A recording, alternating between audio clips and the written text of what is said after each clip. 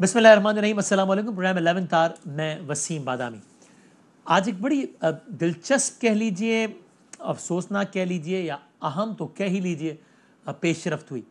पाकिस्तान का जो सारे का सारा निज़ाम है, और ज़ाहिर है किसी भी निज़ाम में अदालतों का रोल बहुत ज़्यादा अहम होता है। पाकिस्तान के अदालती निज़ाम में इंटरफेरेंस की तारीख भरी पड़ी है। ये मैंने मुबैना का लफ्ज़ इसमें क्यों इस्तेमाल नहीं किया, इसलिए कि कुछ चीज़ें तो ऐसी हैं कि जिस पर इल्ज़ाम है कि शायद कोई किसी पर असरअंदाज हो गया, शायद कोई फ़ैसला दबाव के तहत था, लेकिन बहुत सारी चीज़ें तो इस्टेब्लिश्ड फैक्ट्स हैं। इसलिए मैंने उस पर इस्तेमाल ही नहीं किया ये लफ्ज़ कि जनाब शायद ऐसा हुआ हो। मिसाल के तौर पर पाकिस्तान की अदालत ने जो सबसे ज़्यादा हाई प्रोफाइल केस सुनाया है सियासी एतबार से, वो क्या है? वो ये है कि जिसके नतीजे में, जिस फैसले के नतीजे में एक साबिक़ वज़ीर आज़म फांसी पर चढ़ गया, यानी कि जुल्फ़िकार अली भुट्टो। उस केस को अदालत ने ऑफिशियली माना कि ये केस इस काबिल भी नहीं है कि हम इसका हवाला दे सकें, इस पर हम गोया शर्मसार हैं। मुतालिका जज ने माना कि हम पर जो है वो दबाव थे, तफसील से इंटरव्यू पे टेलीविजन पर आकर बता दिया कि क्या क्या हुआ था। या इस तरह के और बहुत सारे वाक़यात हैं। हालिया तारीख पर आ जाइए, इमरान खान साहब की हुकूमत थी, उस वक्त के एक जज थे, नाम था काजी फ़ाइज़ ईसा साहब, इस वक्त चीफ जस्टिस हैं वो। उनके खिलाफ एक रेफरेंस आया, और उस वक्त की जो गवर्नमेंट के लोग थे वो आगे बढ़ बढ़ के ये दलाइल देते थे कि किस तरह ये रेफरेंस सच्चाई और हक्कानियत पर मबनी है, और क्यों इसकी तहकीकात होना ज़रूरी है, और इस फ़ाइज़ साहब को मसला क्या है, ये बता क्यों नहीं देता कि इसके असासे क्या हैं, ये। और उस वक्त एक तासुर ये था, उस वक्त तासुर था कि शायद फ़ाइज़ साहब के किसी फ़ैसले की वजह से, जो कि फैज़ाबाद धरना था, फैज़ाबाद धरने की वजह से शायद कोई फैज़ साहब या कोई और नाराज़ है उनसे, इस वजह से सब कुछ चल रहा है। ये तासुर था। इस तासुर पे क़यास उस वक्त ख़त्म हो गया जब उस वक्त के वज़ीर आज़म इमरान खान साहब ने खुद अपनी हुकूमत जाने के बाद कह दिया कि भाई वो तो फैज़ साहब और बाजवा साहब के कहने पे वो मैंने आगे बढ़ाया था। तो गोया पता चल गया कि उसके पीछे भी उस वक्त के इदारे थे, और इस तरह के कितने ही और मामलात हैं। फास्ट फॉरवर्ड करके मैं आजकल के दौर पर आ जाऊँ, कयास होता रहता है कि जनाब अभी भी ऐसा मामला हो रहा है। पिछले दिनों 6 जजेस ने लिख डाला, एक नया नया नया नया कि 6 जजों ने लिख डाला कि जनाब हम पर असरअंदाज हुआ जा रहा है, ये हो रहा है, कैमरे फलां फलां क्या नहीं। आज ये सब डिस्कस करने का मकसद क्या है? आज एक और पेशरफ्त हुई। ऑडियो लीक्स एक केस चल रहा है, उस केस के अभी डिटेल्स में नहीं जाते। एक मुतल्लिका जज है, ताल्लुक़ उनका इस्लामाबाद हाई कोर्ट से, नाम है उनका बाबर सत्तार। उनके हवाले से मुख्तलिफ मुहिम या मुख्तलिफ बातें चलाई गई सोशल मीडिया पर। उस पर उन्होंने ख़त लिखा था, उस ख़त की बुनियाद पर तौहीन अदालत की कार्रवाई ऑलरेडी चल रही है, वो एक अलग मामला है। आज उन्होंने एक और ख़त लिखा अपने मुताल्लिका चीफ जस्टिस को, कि जिसमें उन्होंने ये कहा कि ये जो मैं ऑडियो लीक्स का जो केस जो मैं सुन रहा हूँ, इस हवाले से मुझे इस्टेब्लिशमेंट के टॉप एहलकार की तरफ से ये मैसेज दिया गया डायरेक्ट कि आप इस केस से दूर रहिए। ये बड़ी बात है दोनों सूरतों में। ये इल्ज़ाम सही साबित हो जाता है तो भी सही साबित होता है, नहीं होता है तो भी, कि एक सिटिंग जज, एक सिटिंग चीफ जस्टिस को सिटिंग इस्टेब्लिशमेंट के सिटिंग अहदेदार के बारे में नाम लिए बगैर बहरहाल ये कह रहा है कि मुझे इस एग्जिस्टिंग केस के बारे में कहा गया कि आप इससे पीछे हो जाएं। अगरचे हमारी हालिया तारीख में भी ज़्यादा वक्त नहीं गुजरा, ऐसा एक और वाक़या भी गुजरा है जब एक सिटिंग जज जिसका नाम था शौकत सिद्दीकी, वो भी सिटिंग इस्टेब्लिशमेंट पर एग्जिस्टिंग केस के बारे में ये कह रहा था कि जनाब मुझे कहा गया है फलां, उन्होंने तो लिखकर नाम, घर का एड्रेस और तारीख वक्त सब बता दिया कि ये मेरा नाम है, मैं शौकत सिद्दीकी हूँ, मैं इस हाई कोर्ट का जज हूँ, मेरे चीफ जस्टिस पर ये इदारे असरअंदाज हुए हैं, इन्होंने कहा है कि नवाज शरीफ का केस में इसको नहीं लगाना चूँकि नवाज शरीफ के खिलाफ हमें फैसले चाहिए इलेक्शन से पहले। और फिर उन्होंने मजीद तफसीलात में बताया कि मेरे घर पे इस दिन ये साहब आए थे, इनका नाम जनरल फैज़ था, इन्होंने मुझसे कहा कि नवाज शरीफ के केस आपके पास आएंगे, आप क्या फैसला देंगे? मैंने कहा कि मेरिट पर फैसला दे दूंगा जो भी हुआ। तो कहा नहीं साहब आप ये ना कीजिएगा, अगर फैसला उनके हक में आ गया तो हमारी तो सारी मेहनत ज़ाया हो जाएगी। सो इट्स अनफॉर्चुनेट, बट हमारी तारीख भरी पड़ी है ऐसे हवालों से जिसमें आज एक नया इजाफा हुआ है। ये इल्ज़ाम सच्चा है, गलत है, ये तो वक्त बताएगा, लेकिन इस पर रद्द-ए-अमल भी आया है। इस पर रद्द-ए-अमल दिया है वफाकी वज़ीर कानून ने और दीगर वज़रा ने भी। आप देखिए कि आज़म नज़ीर तारड़ साहब और अताउल्लाह तारड़ साहब ये कह रहे हैं कि ये इल्ज़ाम गलत है। दरअसल एक ख़त लिखा गया था जो कि कोई सीक्रेट नहीं था, जो कि कोई धमकी नहीं थी, जो कि कोई पैगाम नहीं था कि आप दूर हो जाइए। एक ख़त लिखा गया था कि साहब इस मैटर में, ऑडियो लीक्स के मामले में हसासियत इन्वॉल्व है, इसलिए इसको इन कैमरा कर लीजिए। कोई इस तरह की बात उन्होंने की। क्या कहा ज़रा आप देखिए। जनरल की तरफ से एक पैगाम दिया जाता है, इन कैमरा ब्रीफिंग की जाए, उसको सियाको सबाक से हट के खत लिख दिया जाता है, मुझे कहा जा रहा है कि मैं पीछे हट जाऊं, तो बिल्कुल हकीकत पर मबनी बात नहीं है। इन कैमरा ब्रीफिंग की रिक्वेस्ट की गई थी तो वो कौमी सलामती की वजह से की गई थी, किसी ने ये पैगाम नहीं दिया कि आप पीछे हट जाएं। इंप्रेशन क्रिएट कर दिया गया कि जैसे अदलिया में मुदाखलत है। पीछे भी एक खत आया 6 जज साहबान का, उनके खत के ऊपर गवर्नमेंट ने फौरी तौर पे मिशन इसलिए बनाया था दूध का दूध और पानी का पानी हो। इदारों का मौकफ है, आजाद अदलिया ही मुल्क को आगे लेके जाती है। सारे इदारों को थोड़ी स्पेस रखनी चाहिए एक दूसरे के लिए।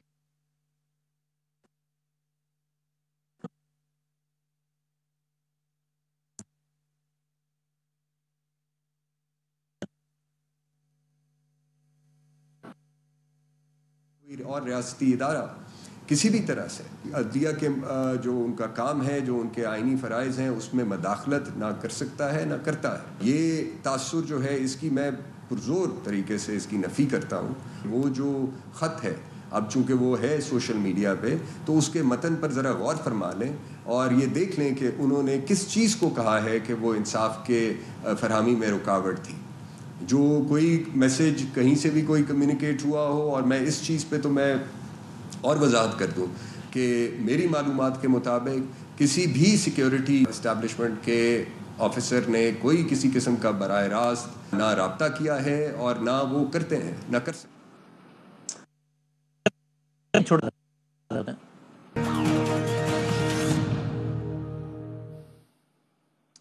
प्रोग्राम में आपके बाद फिर खुश आमदेद कहते हैं। हमारे साथ हैं पाकिस्तान तहरीक इंसाफ और पाकिस्तान मुस्लिम लीग नून, दोनों जमातों के सीनियर रहनुमा, दोनों जमातों के ऐवान बाला से ताल्लुक़ रखने वाले अफराद, सेनेटर्स जनाब डॉक्टर हुमायूं मोहम्मद साहब PTI से, जनाब अफनानुल्लाह खान साहब PMLN से, मैं दोनों का बहुत बहुत शुक्रगुजार हूँ। अफनान साहब अस्सलाम वालेकुम। वालेकुम सलाम जी। सर बहुत शुक्रिया वक्त देने का। सर ये बताइए ना कि अफनान साहब, ये आपके लिए बहुत ही एक हजीमत की या परेशानी की बात नहीं, चले कम से कम अगर मैं कहूँ कि आपकी तो अपनी पार्टी की है ये हालिया तारीख में भी और माजी बईद में भी अदलिया के फ़ैसलों से मुतासर होने की, और अदलिया के भी वो फ़ैसले जिसमें असरअंदाज होने का इल्ज़ाम आप लगाते रहे और बहुत हद तक वज़न था उन इल्ज़ामात में, चाहे मुशर्रफ साहब का दौर हो या चाहे हालिया दौर हो। आपके दौर में भी जज साहिबान का इस हद तक चले जाना कि 6 जज साहिबान मिलकर खतूत लिख रहे हो, एक जज बार बार ख़त लिख रहा हो कि मेरी किरदार कशी हो रही है, और उन्हीं बुनियादों पर कि जनाब यहाँ मुदाखलत हो रही है, ये तो आपकी गवर्नमेंट को तो आगे आकर इसकी तहकीकात नहीं करवानी चाहिए, बजाय इसके कि तारड़ साहब आकर बताएं कि जनाब ये गलत रंग दिया जा रहा है और ऐसा कुछ नहीं, और बात ख़त्म कर दें। जी बिस्मिल्लाह रहमान रहीम। देखिए बात यह है कि इसमें तो कोई शक नहीं है कि अगर इस तरह का एक लेटर लिखा जा रहा है तो वो कोई अच्छी बात नहीं है, और मैं ये समझता हूँ अगर आप उस लेटर का वो देखें जो मतन है, तो वो हम पे इल्ज़ाम तो नहीं लग रहा कि हम कुछ कर रहे हैं, लेकिन जो इल्ज़ाम लग रहा है वो भी कोई अच्छी बात नहीं है कि एक इंस्टीट्यूशन दूसरी इंस्टीट्यूशन पे इतना बड़ा इल्ज़ाम लगा रही है, और ये मुसलसल लग रहा है, और ये कोई पहली दफ़ा नहीं है कि ये इल्ज़ाम लगा है, इसकी एक पूरी हिस्ट्री मौजूद है। तो ये इसके अंदर हुकूमत का जो मौक़िफ़ है वो तो यही है कि जो आके बताया भी गया है कि शायद इस्टेब्लिशमेंट के कोई बंदे नहीं थे, मगर कोई और लोग थे जिन्होंने शायद कोई लेटर लिखा था, और उसकी बुनियाद के ऊपर शायद ये मामला जो है वो उठाया गया है। तो उसके बाद अगर ये इल्ज़ाम इतना ही संगीन, इतना आप कह रहे हैं, और आप ठीक कह रहे हैं कि हम पर तो इल्ज़ाम नहीं लगा, लेकिन इसमें फिर गवर्नमेंट ने एक साइड तो ले ली ना बड़ी क्लियर, कि वज़ीर कानून ने आकर एक इदारे ने दूसरे इदारे पर इल्ज़ाम लगाया, और वज़ीर कानून ने आकर एक इदारे के बारे की साइड लेते हुए कहा कि भाईजान वो कह रहे हैं कि ऐसा कुछ नहीं है, गोया अदलिया को कहा कि आप गलत इल्ज़ाम लगा रहे हैं। तो आपको तो इस पर न्यूट्रल लेके तहकीकात नहीं करानी चाहिए, बजाय इसके कि एक तरफ हो जाए। देखिए मेरा ये ख्याल है कि ये तहकीकात तो इस पर नहीं होंगी, लेकिन वो जो पिछला वाला लेटर था उसकी एक्सटेंशन ही होगी, कह सकते हैं ये मज़ीद। तो जो पिछले वाले लेटर के ऊपर जो मामला चल रहे हैं उसी के ऊपर ही फिर ये मज़ीद इसको आला अदलिया में ये मामला ऑलरेडी मौजूद है, तो वो टेकअप कर लेंगे, और जो बेहतर समझते होंगे उसके ऊपर फ़ैसला आ जाएगा। मगर एक बात ध्यान में रखें, देखें मैं बाबर सितार साहब की बड़ी रिस्पेक्ट करता हूँ, मगर ऐसे बहुत सारे जजेस मौजूद हैं जो सियासत करते हैं। अब मिसाल के तौर पे वो जो मौसूफ़ हैं लाहौर में, जो फरमा रहे हैं कि जी ये बाइक्स जो हैं वो लोग लड़के जो हैं वो लड़कियों के हॉस्टल के अपना कॉलेज के बाहर ले जाएंगे, वन व्हीले, मतलब ये जज के ये काम तो नहीं है ना। ये भी तो एक फेस है उनका जो नज़र आ रहा है वाज़े तौर पे कि वो बिल्कुल है, लेकिन वो एक अलग हमारी हुकूमत के खिलाफ जाविया और महाजरा ये ही कर बिल्कुल रहे हैं। अलग जाविया है ना। लेकिन चल मैं आपसे महाजरा मजीद ही है। बात करता हूँ। नहीं, लेकिन मैं हमारे आपको साथ एक साबिक जज ही मौजूद है। अगर मैं आपकी तरफ आता हूँ अफनान से दोबारा, मैं चाहता हूँ जरा वो जज साहब भी बहुत देर से रह नहीं सके थे, उनको भी थोड़ी कुछ लम्हात उनसे बात कर लूँ। साबिक जज साहब जनाब शाइक उस्मानी साहब, जो कि of course Sindh high court में सर्व करते रहे आला होते हुए। हुजूर अस्सलाम वालेकुम शाइक साहब। जी वालेकुम। Sir thank you very much for your time. आप पहले तो आप बताइएगा कि आपकी इस पर राय क्या है, यानी आपके लिए कितना ये अहम बात है कि एक पहले 6 जज साहबान ख़त लिखते हैं, फिर एक जज बाबर सत्तार रिपीटेडली ये ख़त लिखते हैं कि जनाब, जिसमें वो कहते हैं कि मुझे एस्टैब्लिशमेंट के टॉप ऑफिसर की तरफ से कहा गया कि आप ऑडियो लीक्स केस से अपने आप को अलग कर दीजिए। तो एक तो बताइएगा आपके ख्याल में कितनी अहम बात है, और दूसरा इसमें एग्जैक्टली होना क्या चाहिए? देखिए, ये जो चीज़ होती है, हर एक जज के को ये प्रॉब्लम होता है, क्योंकि हमारे मुल्क का और हमारे रवाज ऐसा है कि जब कोई कोई किसी प्रॉब्लम में होता है, किसी सिचुएशन में होता है, तो वो कोशिश ये करता है किसी न तरीके से जो आदमी फैसला करने वाला है उस पर दबाव डाला जाए। ये एक हमारी नेचर है पाकिस्तान की। तो ये चीज़ तो हर एक जज को फेस करनी पड़ती है, लेकिन उसको फेस करने के लिए जज के पास सारी पावर्स मौजूद हैं और उसको रोक सकता है। एक तो पहला उसका अपना इम्प्रेशन ऐसा होना चाहिए मुल्क में कि उसको जो आदमी उसको अप्रोच करना चाहता है उसको पता है कि इस आदमी को अप्रोच करने से कुछ नहीं बनेगा। एक तो पहला उसका इम्प्रेशन होना चाहिए।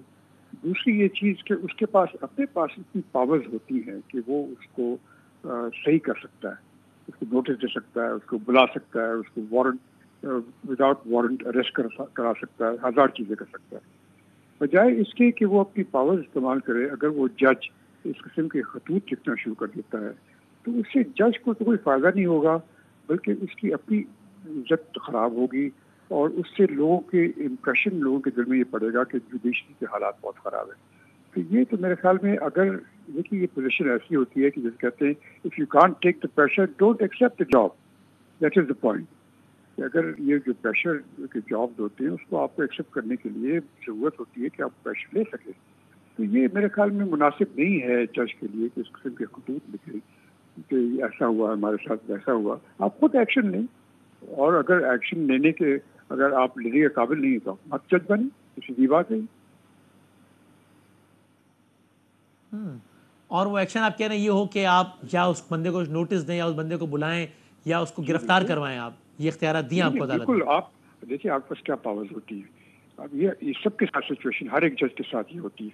आप उसको नोटिस दें, वो नहीं आता, आप उसके खिलाफ वारंट ऑफ अरेस्ट इशू कर दें, non bailable warrant of arrest के, वो भागता हुआ आएगा आपके पास, कोई भी हो वो। तो ये तो, और एक अपना आप अपना उसूल अच्छा, रखें कि हुकूमत वक्त का कोई जिम्मा बनता है इस सब में? नहीं, हुकूमत वक्त से इससे कोई ताल्लुक ही नहीं। जज का हुकूमत वक्त से कोई ताल्लुक नहीं है। जज एक अलग, जुडिशरी अलग चीज़ है, एग्जेक्टिव अलग चीज़ है। इसमें दोनों में कभी किसी तरीके से मिलाप नहीं होना चाहिए। अब देखिए, बाकी बहुत से जजेस गुजरे हैं, कॉर्नेलियस है, हमीदुर रहमान है, दूसरे इतने जजेस, किसी के साथ ऐसा नहीं हुआ। तो ज़रूरत है कि किसी के साथ हुआ, इसके मतलब ये कि आप में वो प्रेशर लेने की वो वसअत नहीं है। अगर आप प्रेशर नहीं ले सकते, मत जज बने, आप रिजाइन कर दें, चले जाएं। इससे पहले जो 6 जज साहिबान ने मिलकर एक शिकायत की थी, वो आइडियल तरीका था, या आपके ख्याल में वो भी आइडियल तरीका नहीं था? वो भी नहीं, वो बिल्कुल नहीं। यही मैं था तो कि उसके जनाब उससे खिलाफ फर्क था। कोई पड़ेगा नहीं, पता सिर्फ नहीं, इंप्रेशन आएगा कि अदालत दबाव में आया है। पता नहीं आपके चैनल पे मैंने कहा नहीं, लेकिन बाकी बहुत से चैनल पे मैंने कहा कि जो उन्होंने 6 जजेस ने वो खत लिखा था वो बिल्कुल नामुनासिब था। उनका खत लिखना ही जो है वो मिसकॉन्डक्ट है। और वो जब उन्होंने सुप्रीम जुडिशल काउंसिल को खत लिखा था, सुप्रीम जुडिशल काउंसिल को चाहिए था कि उनको बुलाती और सुनती उनकी बात, और सुनने के बाद अगर वो इन कैमरा प्रोसीडिंग्स करती और डिसाइड करती कि क्या करना है। उन लोगों को सबको बुलाती और उनसे बात सकती है, जो कि चीफ जस्टिस साहब नहीं कर सकते, लेकिन सुप्रीम जुडिशल काउंसिल कर सकती है। लेकिन बजाय इसके कि वो उन्होंने ये किया हो, उन्होंने वो सुप्रीम कोर्ट ने सो मोटर नोटिस दे दिया और वो पब्लिक डिस्प्ले हो गया। ये तो सब गलत तरीके इस्तेमाल करिए जा रहे हैं। ऐसा तो हर एक दुनिया में, हर एक मुल्क में होता है, और दुनिया में किसी जुडिशरी में ऐसी चीज़ नहीं होती। हमारे मुल्क में होता है, क्योंकि इस किस्म के लोग प्रेशर नहीं ले सकते और फिर वो उसको अपने अपने कंधे से वो बोझ हटाने के लिए किसी और के कंधे पे डाल देते हैं। आप इतने अहम मनसब पे रहे सिंध हाई कोर्ट में, आपको कभी ऐसी सूरत का सामना करना पड़ा? अब मेरे साथ भी एक दो दफा हुआ है, लेकिन मुझे तो कोई प्रॉब्लम नहीं हुआ। मैंने एक्शन लिया और उससे को जो नतीजा था वो बरामद हो गया जो मैं चाहता था। क्या एक्शन लिया आपने? Warrant for arrest. फिर गिरफ्तार हुआ वो शख्स? नहीं, वो गिरफ्तार किया, वो भागते हुए माफी मांगने आ गए। कौन थे वो? अब मैं ये नहीं कहना चाहता कौन है, बहुत पुरानी बात है। अब तो रिकॉर्ड पे होगा ना, कोई सीक्रेसी के साथ तो नहीं होगा ये काम, तो रिकॉर्ड मतलब कोई रिकॉर्ड पर ही होगा ना? नहीं, ताल्लुक कहाँ से था ये बात बता नहीं दें। करना चाहता, वो बहुत पुरानी चीज है। लेकिन बस सूरत ये एक्शन हुआ और कोई प्रॉब्लम नहीं हुआ, मुझे तो कोई प्रॉब्लम नहीं हुआ कभी। हमारे एक मुअज़्ज़िज़ मेहमान का ये इसरार है कि अगर आप यही से बता दें उनका ताल्लुक कहाँ से था, वापडा, पाकिस्तान क्रिकेट बोर्ड, किस महकमे से? अब ये किसी बताने की जरूरत नहीं है, किसी एग्जीक्यूटिव से किसी जगह से आया था, लेकिन उसका जब मैंने एक्शन लिया तो उसके बाद वो मामला खत्म हो गया। एस्टैब्लिशमेंट से नहीं था ताल्लुक? एस्टैब्लिशमेंट से ताल्लुक था, जी हाँ। था, अच्छा। जी जी। इससे पहले शौकत सिद्दीकी साहब ने तो एक मिसाल कायम की थी, वो सही तरीका था या आप उसके भी खिलाफ हैं? उन्होंने आके स्पीच में कहा ना कि जनाब ये वो सारी स्पीच जो शौकत सिद्दीकी साहब का जो तरीका था वो भी गलत था। वो उन्होंने जाके किसी एक स्पीच में जाके ये कह दिया, क्या जरूरत है कहने की आपको? ये एक पर्सनल चीज है, आपके खिलाफ आपको किसी ने कहा है, आप उस पर एक्शन लें, उसी के खिलाफ एक्शन लें। आपको बाद में उसको दूसरी जगह बात करने की क्या जरूरत है? कोई जरूरत नहीं है आपको, पब्लिक डिस्प्ले की कोई जरूरत नहीं है। और if it is that simple, तो आपके ख्याल में चूंकि आपकी बिरादरी है, आप उस मनसब पे रहे, इसलिए मैं आपसे एज एन आउटसाइडर समझना चाह रहा हूँ, if it is that crystal clear and that simple, तो फिर जजेस ये तरीक़ाकार क्यों नहीं अपनाते कि यार इसने धमकी दी, इसको बुलाओ, गिरफ्तार कराओ? प्रॉब्लम यही है ना कि हमारे बहुत से जजेस ऐसे भी हैं जो कि वो प्रेशर नहीं ले सकते और वो चाहते हैं कि इसको आगे बढ़ाया जाए, दूसरों को बताया जाए, ताकि उनकी अपनी जो उनके खिलाफ कोई बात ना हो, वो इस तरह की बातें करें। उसकी जरूरत ही नहीं है, आपके पास खुद पावर्स हैं, खुद एक्शन लें, मामला खत्म करें इसको। और चलें बस इस बारे में आखिरी सवाल, ज़रा तारीख में चले जाएंगे हम, लेकिन आखिरी बात फिर मैं दीगर मेहमानों से गुफ्तगू आगे बढ़ाता हूँ। यानी यहाँ तक हो गया ना कि पूरी अदालती तारीख का जो सबसे हाई प्रोफाइल केस है, इन द सेंस कि जिसके नतीजे में एक साबिक वज़ीर आज़म फांसी चढ़ गया, उसके बारे में जज साहिबान ने आके खुद बता दिया, नसीम हसन शाह साहब ने इंटरव्यू में भी और कितनी और जगहों पर, कि जनाब इस तरीके से ये प्रेशर था। क्या उन लोगों को बस ऐसे ही स्कॉट फ्री चले जाना चाहिए, या कार्रवाई होनी चाहिए कि भाईजान आप मान रहे हैं, इसका मतलब है कि आप एक साबिक वज़ीर आज़म जो कि लाखों अवामों की उम्मीदों का मरकज़ था, लाखों अवामों का नुमाइंदा था, वो आपके किसी के प्रेशर देने की वजह से और किसी के प्रेशर लेने की वजह से फांसी चढ़ गया है? आप कैसे, और आप मान रहे हैं खुद, अब तो एतराफ़ कर रहे हैं आप ऐसे कैसे ही एतराफ़ करने के बाद घर जाके सो सकते हैं? इस पर सज़ा होगी। ये नहीं होना चाहिए प्रेशर देने वाले के साथ भी और लेने वाले के साथ भी? जी बिल्कुल, मैं एक्सेप्ट करता हूँ, उनके खिलाफ एक्शन लेना चाहिए था। जब उन्होंने जब किताब में अपनी लिखा, जिनका आप जिक्र कर रहे हैं, जब अपनी किताब में उन्होंने लिखा, उसके बाद उनके खिलाफ एक्शन लेना चाहिए था। और वो जो गवर्नमेंट थी उस जमाने में, उसने एक्शन नहीं लिया, तो उसके मतलब अब क्या कह सकते हैं आप? ऐसे लोगों के खिलाफ एक्शन लेना चाहिए जो इस किस्म की बातें कहते हैं और बाद में कहते हैं कि जी ये हम पे प्रेशर पड़ा हुआ था। ये तो इंडिविजुअल चीज है ना, इसमें thank you very much sir, बहुत शुक्रिया। जी जी, बहुत बहुत बहुत शुक्रिया जस्टिस शाइक उस्मानी साहब, कि खुद सिंध हाई कोर्ट में अहम मनसब पे रहे, जज रहे, अपनी साइड ऑफ स्टोरी बता रहे थे, अपना ओपिनियन में बता रहे थे। मैं हुमायूं मोमन साहब पाकिस्तान तहरीक इंसाफ से और ऑफ कोर्स सेनेटर ही हैं। हुमायूं साहब, आप क्या कहेगा? एंड अगेन मैं आपसे भी यही एक्सपेक्ट करता हूँ, जिस तरह मैंने अफनान साहब से भी कहा, कि इस पे मैं बार बार एक बात कह रहा हूँ अपने प्रोग्राम में, कि अगर हमने निज़ाम की दुरुस्तगी करनी है तो उसके लिए सबको अपने अपने हिस्से का नहीं बल्कि पूरा सच बोलना पड़ेगा। तो मैं एक्सपेक्ट करता हूँ कि अगर आप आज इसको गलत समझते हैं तो कल शौकत सिद्दीकी साहब जब के साथ हो रहा था, जब आपका दौर हुकूमत था, तो वो भी गलत समझते हो गया। तो खैर आप ओवरऑल इस पर तज़िया दीजिएगा कि आप क्या कहिएगा सूरत हाल में? बिस्मिल्लाहिर्रहमानिर्रहीम, इय्याका नाबुदु व इय्याका नस्तईन। देखिए, शुक्रिया बदामी साहब, आपने एक बड़े इम्पोर्टेंट इशू को उठाते हुए मुझे इसमें इनविटेशन दी। मैंने जस्टिस अभी जो शाइक उस्मानी साहब साबिक chief justice Sindh high court, हाँ जी, और उसके साथ मैंने अफनान की भी बात सुनी। देखिए मैं आपको एक बात बताता हूँ, पाकिस्तान का मेरी जो बात सबसे बड़ा मसला है वो ये है कि हम लोग बड़े आराम से झूठ बोल लेते हैं। आपने सही कहा, जो चीज़ गलत आज है वो गलत कल भी थी, वो गलत परसों भी थी और वो गलत आइंदा भी होगी। हमारा अच्छा, अब इसमें देखिए सबसे बड़ी बात ये है कि खूबसूरती देखिए इमरान खान की, कि उन्होंने सरेआम आके कह भी दिया, अपनी गलती मान भी ली। हमारे यहाँ पे ऐसे लोग भी हैं जिन्होंने आज तक गलती नहीं मानी, चाहे वो हम लोगों ने जजेस को इस चीज़ के ऊपर फोर्स किया कि वो जाके और जजेस को जाके खरीदने की कोशिश करे, उनको रिश्वत दे, ब्रीफ केस लेकर भेजा है कि भाई ये करो, वो भी तो एक किस्म का प्रेशर ही होता है ना सर, या पैसों का प्रेशर है या कोई और प्रेशर बिल्कुल होगा, ऐसा ही, बिल्कुल। ये कर लो या ये नहीं करोगे तो ये पैसे ले लो और फलाना कर लो। और फिर आज उन्हीं की जो वो ब्लड लाइन है वो आके डिफेंड करने की कोशिश कर रही है।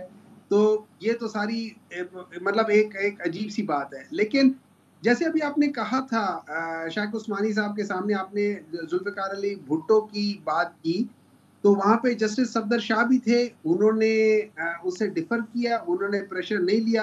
ठीक है, वो छोड़कर चले गए, पाकिस्तान छोड़कर चले गए, लेकिन उन्होंने उस घिनौने जुर्म में अपने आप को शामिल होने नहीं दिया। अब सवाल ये हो जाता है कि वो जितने जजेस थे जिन्होंने वो डिसीजन लिया था, क्या उनके ऊपर कत्ल का मुकदमा चलना चाहिए या नहीं? क्योंकि उन्होंने टेक्निकली कत्ल किया था ना, एक आदमी को कत्ल कर दिया था। अब उन्होंने उस सिस्टम का फायदा उठा के कत्ल किया है। अब वो सिस्टम जब वो कत्ल किया है तो उनको जिन्होंने प्रेशराइज किया है, जिन्होंने उनको प्रेशराइज किया है, जिन लोगों ने उनको प्रेशराइज किया था, सवाल ये उठता है कि क्या लोग उसमें बराबर के शामिल थे जब वो कत्ल करने के लिए उनको फोर्स किया था? उस सुप्रीम कोर्ट की उस बेंच को भी किसी ने फोर्स किया था कि ये सारा कर लो, तो क्या वो उसमें शामिल हैं उस घिनौने जुर्म में, यस और नो? अगर वो सारे शामिल हैं तो उन सब के नाम लेकर उनको आज जो उनके ओहदे थे उस ओहदे से ऑफिशियली उनके नाम हटा देने चाहिए। अगर हम उनको वो सजा नहीं दे सकते, at least we should struck down their name from those positions. एक बात। नंबर 2, ये अभी जो आपने पूरी एक हिस्ट्री बताई थी, उस हिस्ट्री में एक चीज कॉमन है कि एक इंस्टीट्यूशन मुसलसल इस चीज में शामिल है, इन प्रेशराइजिंग। अब शायख उस्मानी साहब का एक अपना पॉइंट ऑफ व्यू है कि भाई जो प्रेशर नहीं लेता उसको नहीं आना चाहिए। देखिए, that is one way of skinning a cat, but there is more than one way of skinning a cat. ये भी गलत तरीका नहीं है कि आप अगर कोई जज है या ग्रुप ऑफ जजेस है, वो समझते हैं कि प्रेशर हो रहा है, तो वो अपने ही इदारे के जो सबसे सीनियर मोस्ट जज है, अब शायख उस्मानी साहब तो चीफ जस्टिस रह चुके हैं, तो इन्होंने किसको कहना था? ये तो उसके सबसे बड़े सरबराह थे। वो कहते हैं उधर तो the buck stops with him, यहाँ पे तो they are not the senior most, it is the chief justice Amir Farooq साहब हैं हाई कोर्ट के, वहां बक स्टॉप होता है। So it is very right to write a letter to the chief justice because he is the head of the department. ठीक है ना? तो मैं समझता हूं और कार्रवाई का जिम्मा मुतालिका चीफ जस्टिस पर बनता है या अफनान साहब की हुकूमत में बनता है इस सूरत में? आपके ख्याल में मोहम्मद साहब? मेरे नजर में हुकूमत को इसमें टोची नहीं मारनी चाहिए थी, उनका कोई काम नहीं था। वो कोई लेना देना ही नहीं है। वो उसका बच्चा जमूरा बन के आने की कोशिश ना करे ना। देखिए, दैट इज वाई जो सेग्रीगेशन ऑफ पावर है, जो ट्राइकोटमी ऑफ पावर है, उसमें इसको सेग्रीगेट किया हुआ है और इसको सेग्रीगेट ही रहने दें। अब आप जाके वही वाली बात है, जैसे मरियम नवाज ने कहा था कि बड़ा आसान काम है, हाथ जोड़ दो, कर लो और खुशामद कर लो। तो खुदा के लिए अब इस चीजों को छोड़ दो। अब आप उस उम्र में सारे लोग आ गए। ये याद रखिए, ये सारी लीडरशिप 1984 से है, 30 साल हो गए हैं, 40 साल हो गए, उधर से अभी तक इधर है।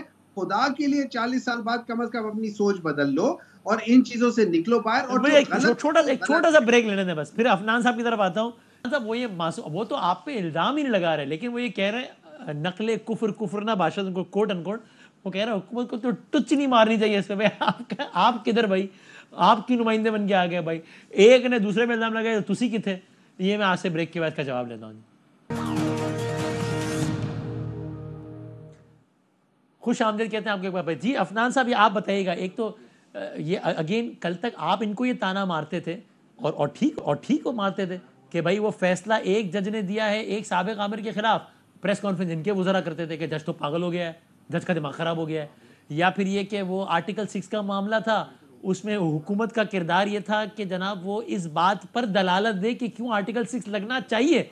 वो उल्टा हो गया काम, वो इस बात पे दलालत करने लगी कि क्यों आर्टिकल 6 नहीं लगना चाहिए। आज आपको ये ताना पड़ रहा है, एंड राइटली सो। वो कह रहे हैं हुकूमत को तो कोई टच ही नहीं मारनी चाहिए इसमें। आप किधर आ गए इसमें मौक़िफ़ देने के लिए बकौल उनके बच्चा जमूरा बन के? देखिए, बात यह है कि हुकूमत का इस तरह ज़रूर जिम्मेदारी बन सकती है किसी हद तक कि क्योंकि एक इदारे पे जो एग्जेक्टिव का हिस्सा है उस पर इल्ज़ाम लगा है, तो ज़ाहिर हुकूमत ने उसकी कोई ना कोई रिस्पांस ज़रूर देना था।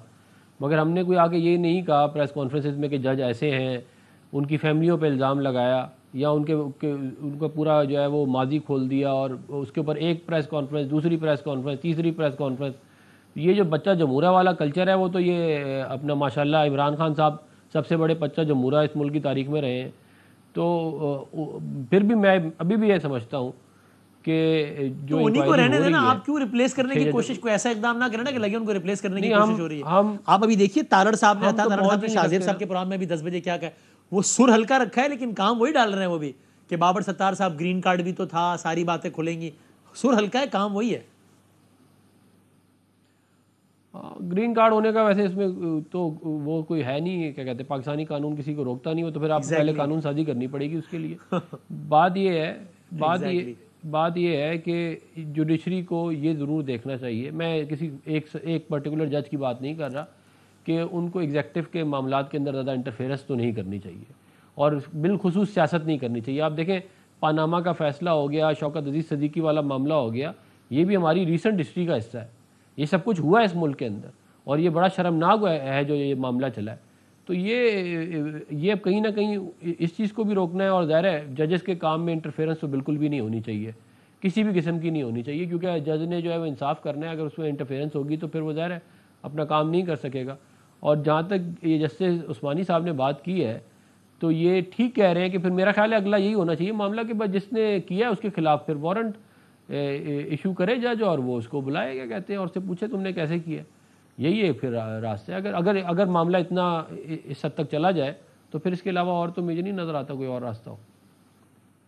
मोहम्मद साहब इस बात से एग्री करते हैं? आपने एक साइड तो बता दी कि जनाब वो सारा तफसील में रिपीट नहीं करता, लेकिन उस्मानी साहब क्या इस बात से एग्री करते हैं कि बस ठीक है फिर आप तलब कीजिए उसको, फिर ठीक है जिसने आपको धमकी दी है या जिसने आपको मैसेज दिया है?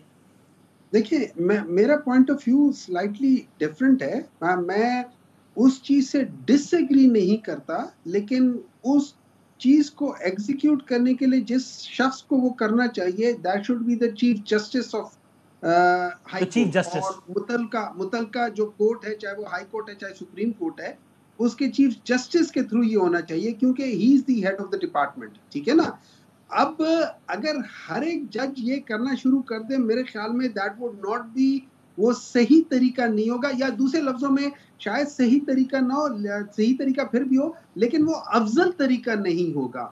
अफजल तरीका यही है कि अगर मैं एक जज हूं तो मैं सबसे पहले अपने सीनियर मोस्ट जज को जो कि इसको हेड करता है, मैं उसे कहूंगा कि ये गलत चीजें मेरे पास आ रही है, मेरे ऊपर प्रेशराइज कर रहे हैं, फलाना इदारा कर रहा है, तो आप चूंकि हमारे इदारे के हेड है, आप हमारे बिहाफ पे उनके साथ बात करके कहे यार तुम हमारे काम में मुदाखलत ना करो, हम उन जजों में से नहीं है जो आपकी बात मानेंगे या करेंगे, हम अपने फैसले आजादाना तौर पे करेंगे। या अगर दूसरे तरफ ऐसे भी जज हो सकते हैं जो कह सकते हैं कि हाँ जी आप बता दें, हम आपके लिए पैसे भी ले जाएंगे, ब्रीफ केस भी उठा लेंगे, आप बता दें क्या करना है क्या नहीं करना। तो हर किस्म की चीज होती है। लेकिन आपने शुरू में जो बात बताई थी ना उसमें कि जी वो तहरीक इंसाफ वालों ने भी किसी के कहने पे कर दिया था, लेकिन at the end of the day अब यहाँ पे देखिए, यहाँ पे एक चीज है, वहां पे आज तक वैसे पता नहीं चला था कि वो जायदाद वायदाद का कुछ पता नहीं चला, उसके ऊपर बात नहीं की, बात कहीं और चली गई थी।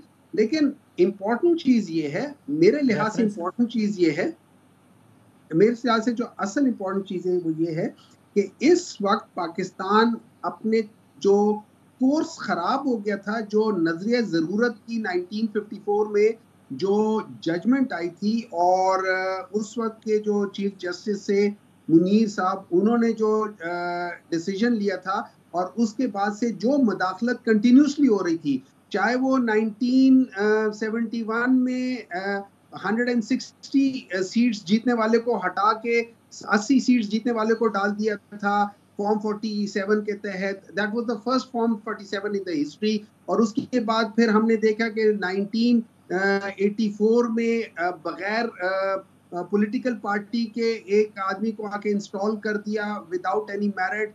फिर इसी तरीके से हमने 1990 में ऐसे बहुत सारे वाकयात हैं। ठीक है, बहुत सारे वाकयात हैं, ठीक है ना।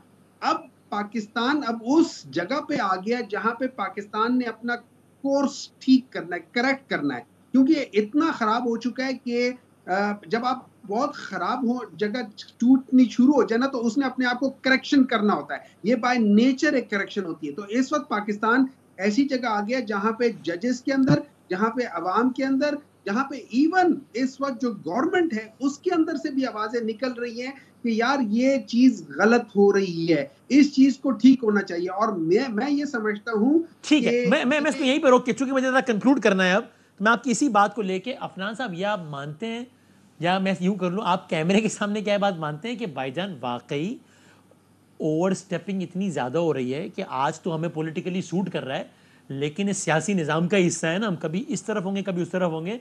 ये अगर इतनी ही ओवर स्टेपिंग रही तो कल फिर हम इसका निशाना बनना शुरू हो जाएंगे। This needs to be corrected. या आपका इसमें क्या जवाब ये कि मोमन साहब क्या बातें कर रहे हैं, इतना अच्छा तो चल रहा है सब कुछ, सब अपने अपने दायरों में रह के तो काम कर रहे हैं, हो गया होगा एक आध वाकया, वो सॉर्ट आउट हो जाएगा, यार क्या बातें कर रहे हैं, क्या कहना है आपका इस पर अफनान भाई? देखिए, बात ये है कि जो कोर्स करेक्शन की बात की है ना इन्होंने, ये जब इफ्तिखार चौधरी साहब का एक पुलिस वाले ने बाल पकड़ के थे कॉन्स्टिट्यूशन एवेन्यू के ऊपर, आपको याद होगा जब वो चीफ जस्टिस थे, तब एक कोर्स करेक्शन हुई थी जिसकी वजह 9 मार्च, बिल्कुल 9 मार्च, उसकी वजह से जो कोर्स करेक्शन की वजह से अदलिया, हम ये उसके लिए एक पूरी तहरीक चली थी जिसमें मियां मोहम्मद नवाज शरीफ साहब का बड़ा ज़बरदस्त कंट्रीब्यूशन था और बहाली अदलिया को बहाल कराया था। और उस कोर्स करेक्शन के तहत हम ये समझते थे कि शायद ये जो नज़रिया ज़रूरत वाला मामला है और ये जो सियासत करने वाला मामला है जजों का, वो किसी हद तक ख़त्म हो गया है या बहुत कम हो गया है। मगर बदकिस्मत को आपने देख लिया कि उसके बाद कैसे अदलिया को पीटीआई ने इस्तेमाल किया सियासी फैसले ओपोनेंट्स के ख़िलाफ़, और जजेस जिस तरह उनके घर वाले गैलरियों में आके बैठ के जो है वो इमरान खान के नारे लगाते थे जिस दिन पनामा का फ़ैसला आया उस दिन। तो ये भी एक कोर्स कर ये गलत एक कोर्स करेक्शन थी जो पीटीआई की तरफ से जो है वो इस मुल्क में लाई गई। तो अब जब एक हमारी हुकूमत आई है अभी, तो ये एक पौधा लगा के गए थे बानी पीटीआई 2017 में एक पेज का, और वो अब जो सारा का सारा गेम था हाइब्रिड का, अब वो दरख्त बन गया। अब वो दरख्त जो है वो अब ख़त्म तो नहीं हो जाएगा ना, वो उसको तो फिर आराम से आपने उसको मामले को सीधा करना पड़ेगा। वो का सारा आपने जो है वो खैमे में घुसेड़ दिया है, अब उसको निकालना इतना आसान तो नहीं है ना। तो ये कारनामा इन्हीं का ही है, ये जो अडियाला में बैठ के फल खा रहे हैं, ये इसी चीज़ का फल खा रहे हैं जो कारनामे इन्होंने अंजाम दिए थे। तो अब कोर्स करेक्शन दोबारा होगी इंशाल्लाह, क्योंकि ज़ाहिर मुल्क का निज़ाम जो है वो तो तभी सही चल सकता है ना जब सब। और कोर्स करेक्शन इनके साथ मिलकर ही होगी या फिर आप अपने तौर पे करेंगे? आप कह रहे हैं जड़ इन्होंने डाल दी है, अभी हम पहले शाखें काट रहे हैं फिर जड़ तक आएंगे दोबारा।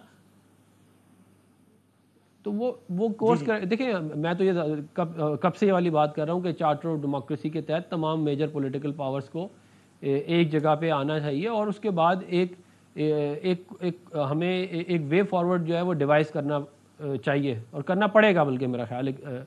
तो वो तब उसके बाद मुल्क सीधे रास्ते पे आ सकता है।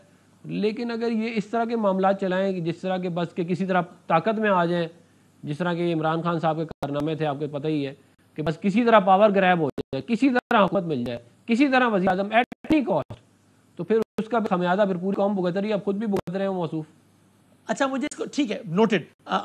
मोमन साहब बस वाइंड अप करना है, लास्ट फ्यू सेकंड्स हैं। कल पीटीआई के एक दोस्त ने हमारे प्रोग्राम में ये माना कि चार्टर ऑफ डेमोक्रेसी पे तो उन्होंने कहा कि तनकीद की, ठीक है कि दो जमातों के बीच में तय, लेकिन उन्होंने माना कि हाँ something like charter of democracy is required अगर हमें वो कोर्ट सेक्शन करनी है। एग्री कि भाई ऐसा कोई डॉक्यूमेंट एक लाना पड़ेगा जिसपे तमाम बदतरीन सियासी मुखालफिन भी, जिसपे इमरान खान का भी सिग्नेचर और नवाज शरीफ का भी हो, तो ही मामला ठीक होगा, और you do not agree? Final word. देखिए, आई 100% एग्री कि एक इस किस्म का एग्रीमेंट होना चाहिए, लेकिन वो चार्टर ऑफ डेमोक्रेसी में सिर्फ पॉलिटिकल पार्टीज नहीं।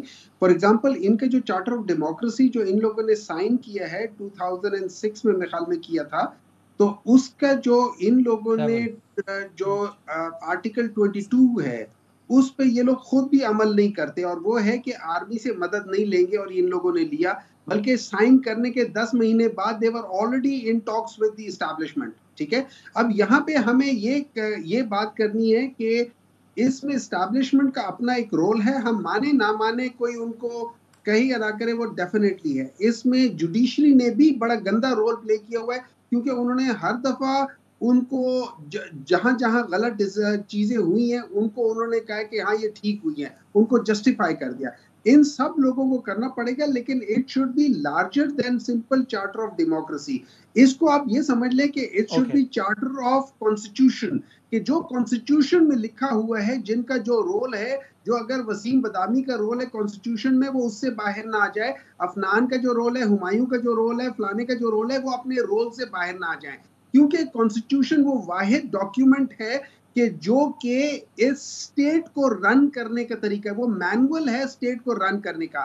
मैं मिसाल देता हूं, अगर कॉन्स्टिट्यूशन के लिहाज से पिछले साल मार्च अप्रैल में इलेक्शंस हो गए होते दोनों उसमें, और नजरिए जरूरत के तहत आर्टिकल 224 का 2 जो है उसको पामाल ना किया होता, तो ना 9 मई होता, ना ये सब कुछ होता, इस तरीके से कुछ चीज ना होता। Noted sir, thank you very much sir, बिल्कुल ठीक, नोटेड। सो आप कह रहे हैं यस डेमोक्रेसी, लेकिन उसका एक बड़ा वर्जन जिसमें सियासी इकाइयां तो एक तबका है, बाकी सारे तबके भी, और सब इत्तेफाक करें और दस्तखत करें कि हम ओवर स्टेप नहीं करेंगे। Thank you very much sir, बहुत बहुत शुक्रिया दोनों मेहमानों का। नाज़रीन, सियासत के हवाले से बात हो गई, लेकिन जाते जाते अभी हमारे पास कुछ मिनट हैं तो हम इस पर बात कर लेते हैं पाकिस्तान के दो मायानाज खिलाड़ियों से, यानी कि बासित अली साहब और कामरान अकमल साहब से। जहमत हमने उन्हें इसलिए दी है कि अल्लाह का शुक्र है आयरलैंड के खिलाफ सीरीज़ जीत गया पाकिस्तान। जब ये सीरीज़ शुरू होने वाली थी तो मुझे था कि ये मैच क्या देखूं, इसमें क्या इंटरेस्ट होगा, पाकिस्तान वर्सेस आयरलैंड है।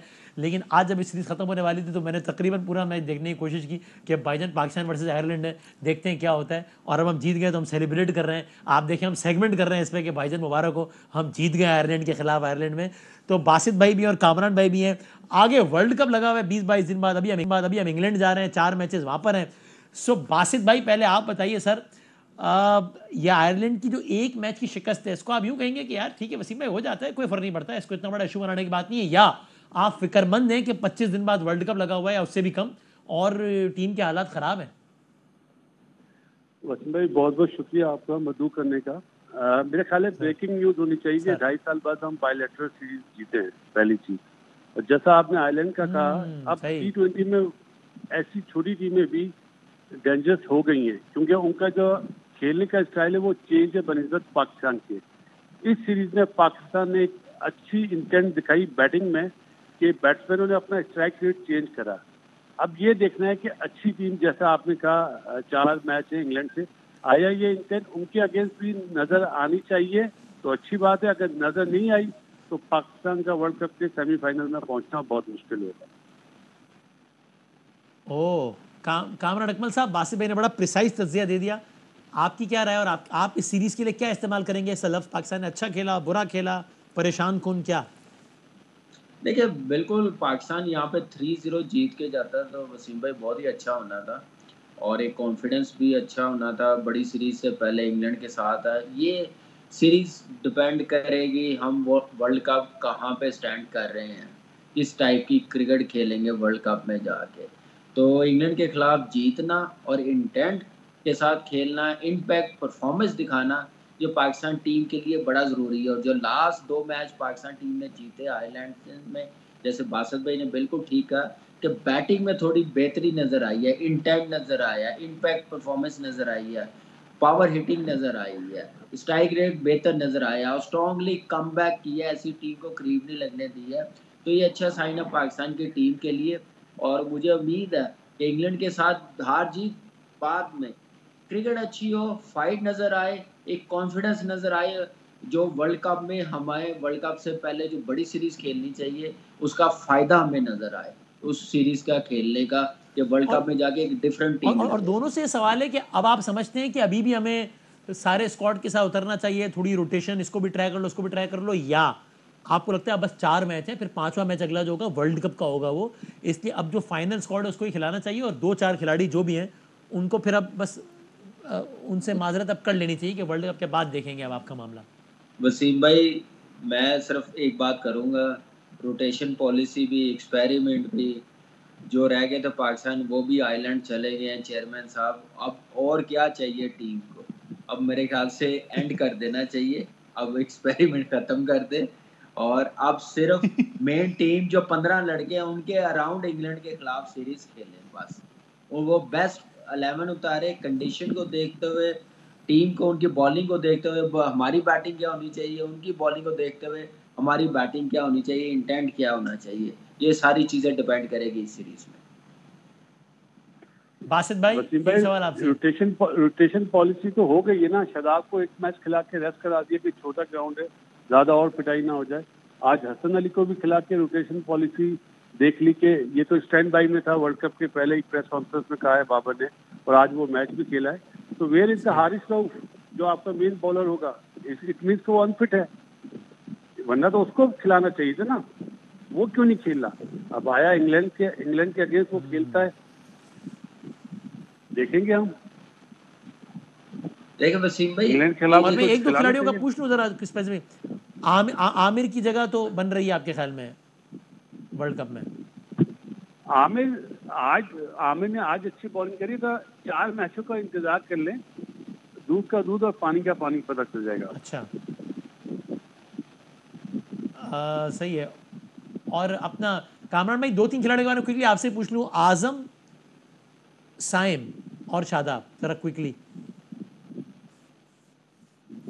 देखिए साइम के लिए अब मेरे ख्याल से बड़ा मुश्किल है, और आपने अगर साइम के साथ ही जाना, जैसी उसकी फॉर्म है, आपका कॉम्बिनेशन बड़ा डिस्टर्ब रहेगी, टीम बड़ी डिस्टर्ब रहेगी। अब मेरे ख्याल से बाबर को ओपन करनी चाहिए, और नियाजी को नंबर 4 पे लेके आना चाहिए, इरफान नियाजी को, तो मेरे ख्याल से हमारी बैटिंग की डेप्थ लंबी हो जाएगी। जैसे आपने बासत भाई बड़ा वैलिड पॉइंट रेज किया है इस बड़े चैनल पे, बड़े प्रोग्राम में, कि वेयर इज हारिस रऊफ, उसको किस बेस पे साथ लेके गए हैं, और उसका सिलेक्शन हुआ है क्या? आपने match fitness domestic one day cup हो रहा था उसमें देखी है? सिर्फ नेट में बॉलिंग की है और पाकिस्तान टीम के साथ ले गए हैं। मुझे ये कोई पॉलिसी या कोई अच्छी चीज़ नज़र नहीं आ रही, वही चीज़ नज़र आ रही जो हम पिछले 4-5 साल से कहते हुए नज़र आ रहे हैं। उसका रीहैब वो टीम के साथ हो रहा है, तो फिर ये सबसे बड़ी नालायकी है। हम लोग अभी तक बड़े नहीं हुए, मेरे ये कहने का मतलब है कि हम कब बड़े होंगे, कब प्रोफेशनल बनेंगे, तो इन चीज़ों को कौन देखने वाला है? और बासिर भाई 30 सेकंड, आपके भी ख्याल में ओपन बाबर और रिजवान को ही करना चाहिए, और साइम को फिलहाल जगह नहीं बनती साइम की वर्ल्ड कप में? 100%। अगर आप जबरदस्ती उसको साइम को बॉलर बनाना चाह रहे हैं तो आपको वर्ल्ड कप में बहुत बड़ा सेटबैक हो सकता है। Thank you very much sir, बहुत शुक्रिया, और अल्लाह ताला ने चाहा तो दोनों मेहमानों के साथ और दीगर पूरी टीम के साथ हम इंशाल्लाह 15-16 दिन बाद हर लम्हा पुरजोश के साथ भी हाजिर होंगे। खुसूसी दुआओं की आप सबसे गुजारिश, ज़िंदगी रही, सेहत रही, तो इंशाल्लाह कल होगी मुलाकात। तब तक के लिए अल्लाह हाफ़िज़ नासिर।